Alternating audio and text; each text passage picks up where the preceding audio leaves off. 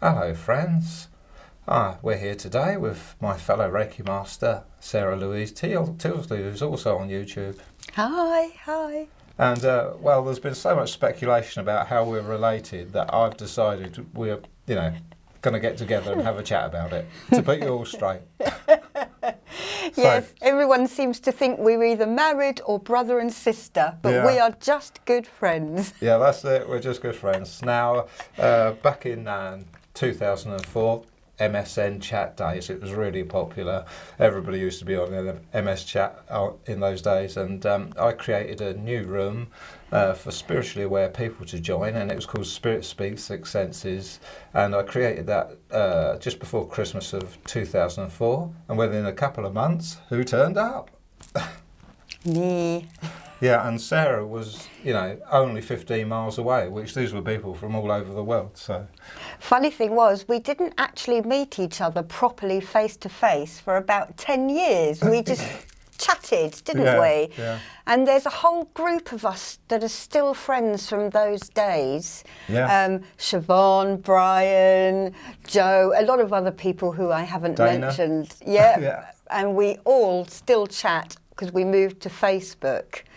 And Neil started this amazing group, and we were all just starting, well, I speak for myself, a lot of us were just starting our awakening. So we actually developed Together. Distantly, but online. Yeah, and it was a great place for us all to come together and learn from each other. And from my experience to begin with, a lot of them went on to become mediums. Sarah went on to become a healer, so it was a wondrous time. And we stayed together until MSN closed it. Unfortunately, there was too much abuse on it happening, and then we started I think it was a Yahoo group, but it never really took off so much. And we all sort of had learnt enough from each other by that point, so we all started going our own different ways, but we kept in touch on Facebook. Yeah, we had to go and learn on real live people after that, didn't we? Yeah. So, there's a story behind me and Sarah meeting a few years ago. I was helping her with her website, different things, but also, I've been a healer since 1995, and I trained down at the local spiritualist church in 2000 to be a healer for 6 months, but it really didn't feel quite right to me, the way they were doing it. And we'd sat in this chat room, and we had a little private room, and Sarah and myself were there every lunchtime virtually, weren't we? Yeah. Giving healing, and you kept saying, my hands are getting hot, and I kept saying, oh, you need to be a healer, you've got the healing ability. And you went on to learn Reiki, didn't you? I didn't want to do it. I tried not to be a healer for about 2 years. I had this dream that I was a little Mongolian child and there were all these shapes flying in, and I knew that I'd have to do spirit removal and stuff like that. So I didn't want to do it. But then I had to learn Reiki because my hands were just buzzing. Then I inherited my grandfather's tools, and myself and a few other members from MSN spent 10 years helping people with attachments, but we've now stopped that for a while because it's too exhausting. Yeah, it does take it out of you, and sometimes you find a pathway that you've got to walk, and it can last 10 years or a year or 2 days, but that is a path you're meant to walk because it's the next development, the next step to take you through to the next process of learning, which is you come back on the main path again and you go on a different avenue of pursuit. So that's what you've been doing, isn't it? So you did your Reiki, and I kept saying, oh, I'd love to do Reiki, and I didn't know much about Reiki. I'd never really read up on it, but I thought from what I heard of it, I really liked it. And I didn't have a car, and I found it very difficult travelling out of Bognor at that time because I'd suffered quite a lot myself. And I'd arranged twice to come over and learn Reiki with you and chickened out at the last minute. But then I got a car in 2014, I think it was like March time maybe of 2015. I saw you post on Facebook in the morning, 2 Reiki students coming this morning for Reiki 1. I said, can I come? Yes. And to begin with, you said no, didn't you? Didn't think there was enough my room. first ever Reiki class with a few people rather than one-on-one. And then I put put the phone down and I thought, no, Sarah, don't thwart Neil. So I phoned you back up and I said, come. Yeah.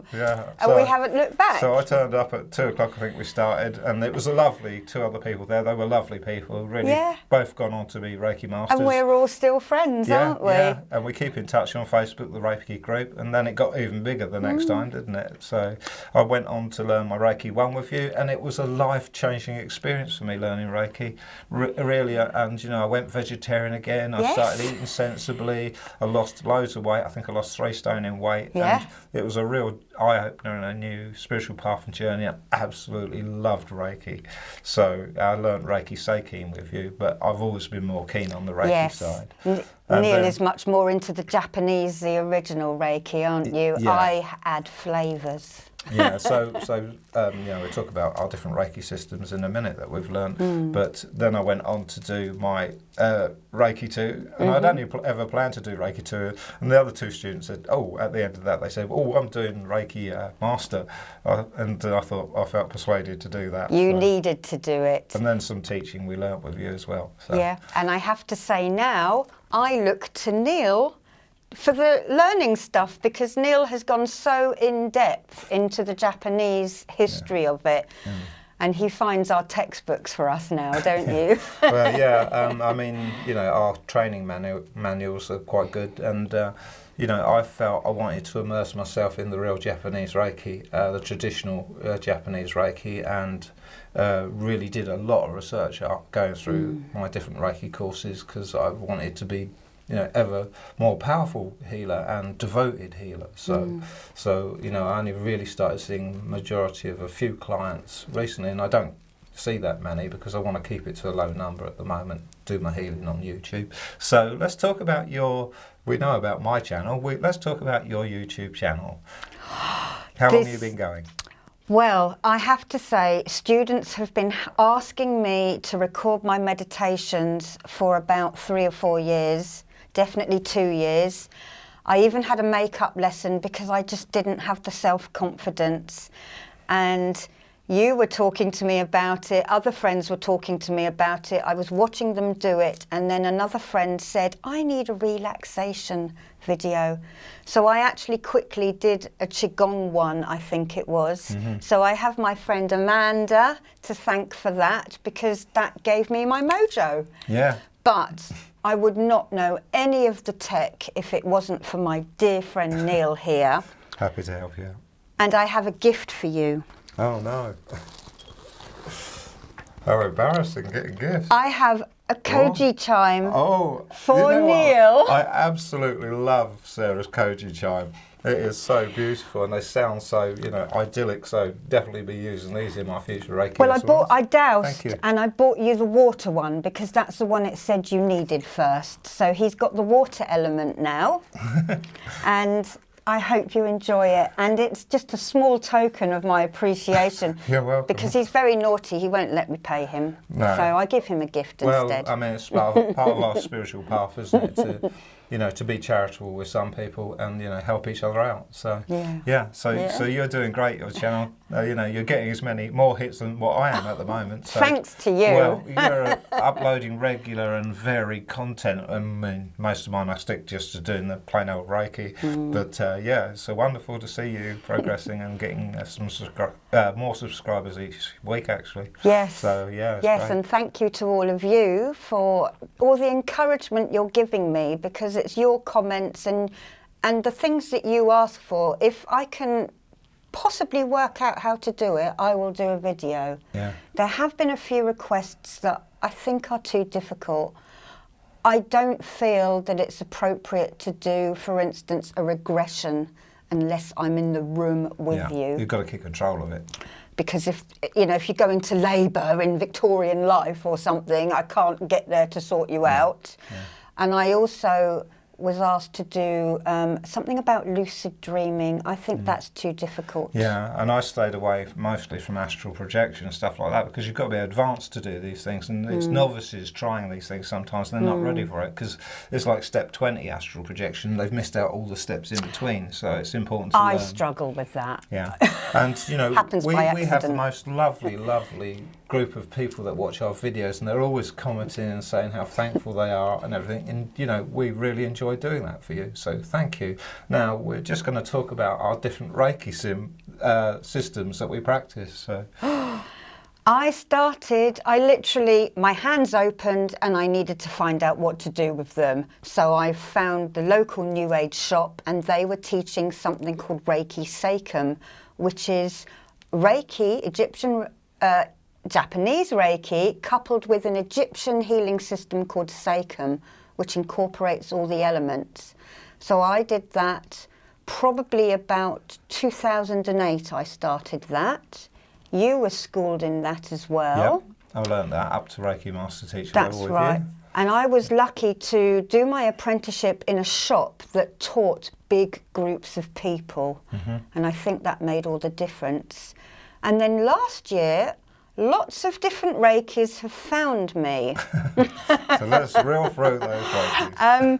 I had always been interested in seashell healing. I read years ago that the Hawaiians use seashells, and I was brought up on the islands of Bermuda. So unfortunately we picked coral in the 70s. We didn't know what we were doing. So I've still got a lot of seashells and corals from there. And I sort of tried to work out how to do this. It was 15 years in the making, and then we just had the symbols downloaded. So we have the seashell Reiki, which is called Oceanic Reiki, which a few friends... Which is yours, all created by you. Created by me, and... With the history of Hawaiians. Yeah, and I've gone all the way around the world, because the sea unites us all, doesn't it? Yeah. And a lot of my friends have been guinea pigs or victims. So I'm not allowed to say that, am I? We call them guinea pigs then. And they've given their input and said what works better and what doesn't. And then last year I met a lovely lady called Jacqueline Mary Piper, who is an angelic medium. And she gifted me her angelic Reiki for swaps with treatments. So I thought, oh, I've got to carry on and do that. So I then carried on and did that. But the fairies came through with that as well as the angels. So that was quite interesting. And then I thought, oh, I need the earth element now. And I'm a druid anyway. So I discovered that there was something called Celtic Reiki, which is tree healing, crystal healing. We also even channel landscapes into that healing. So I do that as well. So there's earth, air, fire and water. And my friend said, you've got to call yourself an elemental healer, because that's fairies and that's elements. And you've also done angelic, haven't you? Yes, the angelic is the air element. So that's 5 Reikis, including Usui. Okay. And I think it needs to stop there now. And that's what I've just recently learned. I wanted, as I said, to be more and more traditional. So recently I've done my Reiki 1, 2 and Masters, and including Master teachers. So I'm a traditional Usui Reiki Master too, teaching Master. So not teaching that many students at the moment. I take the odd one on now and again. Sarah's always open to taking on new students or those that want to be healed. If you want to come to us, a little advert we're doing, come to us for healings, the distant healings we can send. They're very powerful distant healings. So we can send you out distant healings, you know, and if you want to train to be a Reiki healer, you can do that through one of us. So. Reiki 1 is really about empowering you to help yourself. Reiki 2 is about practicing on people. And I would say not everyone needs to go on to Master. Reiki Master is about your exploration, really. Yes. You've got to be devoted to do it, to be a Reiki Master, really. And there are apparently 500 different kinds of Reiki. And this all started in Japan, didn't it? Yeah. In the 1920s, Dr. Usui had searched and searched and searched for lost art of energy healing, and his healing system, Usui Ryo, is natural healing method. And so he had searched all across Asia and, you know, Buddhist texts and that, and he'd found, you know, that there was a Buddha 2,600 years ago doing it, you know, and, you know, he went up to Mount Karama on a 21-day fast, and on the 21st day a light struck him in the forehead. He went on a mystical journey, was given the secret Reiki symbols, which we either do respect or teach because they're on the internet everywhere anyway. So and then he come down off the mountain and did 4 miracles of healing, and he went out and taught, and that's gone on through different masters, and Madame Takata took it into Hawaii, I think it was, wasn't it? And she taught 22 masters in Hawaii. So most Western healers like ourselves are taught through the originator, Madame Takata, and back through Dr. Hayashi, and back through to Dr. Usui. Or Usui Sensei, because he was never ever really a doctor. So it's a wonderful system, you know, and it gives a lot more in-depth training than many other systems. It is. Lots of people can heal, and lots of people aren't attuned to Reiki. And I don't know if any one Reiki is better than another. I would never say that. They're all the same. Yeah, and there's Qigong healing. I mean, the Chinese masters are amazing. But to get recognised and insured, I think learning a hands-on system like Usui, definitely, or Reiki Seikam, is the way to go before Celtic Reiki, maybe even before Angelic Reiki, because Angelic Reiki is actually looking at people rather than hand positions. Point about, you know, being qualified, because, you know, you're liable if you're not. If you're qualified, you can get reasonably cheap insurance to do Reiki healing for malpractice, anything, you know. And, you know, it's important to learn with a good teacher, and there are many bad teachers out there. Sarah is a great teacher. I've been, you know, recommended as a good teacher too. And, you know, it's important to get that good teacher, because, you know, they don't put the effort in, many of them just want it for the money, and, you know, they don't follow it up. If you've got questions afterwards, they're not prepared to answer you. So finding a good Reiki master teacher is really important, you know, because it gives you the foundations of going on to become a good and powerful healer yourself, plus the qualification, you know, to give you that ability to assure your clients that you are trained and that you are insured. But I will also say that every single student who comes through teaches me something, and probably you. Yeah, absolutely. Because we all have different ideas of, oh, well, I'll do it this way. And you think, oh, I hadn't thought of that. Yeah. What a good idea. And I mean, it's a gene pool of information when you get, like, especially Reiki Masters coming together, which was, you know, Chris as well, wasn't there? Yes. I mean, I learnt so much from him, but he learnt bits back from me, and we're learning from you. We're both there learning from you, aren't we? And, you know, and Mandy came in with stuff, and so did, everyone. I've learnt from everyone. And I don't think you ever stop learning. And anyone who says, I have got all the answers and I know it all, be a bit wary of that. Because you have to have humility with this gift. It's a spiritual gift, so you have to have humility to use Reiki. And, you know, it's not about the money, it's about giving that quality of healing to your clients, and always doing it with love and compassion to help them, because that's the real reward, even on YouTube, that we get, is that people are giving us feedback about how much it's helping them, and, you know, that's what you do it for. You do it for. Instead of helping just one person, this YouTube has opened it up to thousands, and it's a bit of a feel-good feeling. It's good for people like us to be able to help so many distressed people, because life is hard, isn't it? Yeah. Oh yeah, and I mean, the amount of people that we do get that are really suffering anxiety and stress, overwhelming number of them probably. Yes, and most people who come to see me come for a bit of rest and relaxation once a month, just to lie on the table, and relax for an hour, or you go know, to sleep. Just an hour out of their life. Yeah, and, you know, that's great healing people, you know, because you do learn new things from them too, but you're always experiencing the energy changing. Yes. And, you know, Reiki changes, it works on different people in different ways. You know, if you had a healing from Sarah today here, her energy in this video is going to be different, you know, and my energy in this video is going to be different. So, yeah. Okay. Lovely. Well, that raps it up. Yeah, so thank you for watching, and hope to see you soon. Okay, love and light. Love and light. Bye-bye. Bye-bye. Bye-bye, Neil.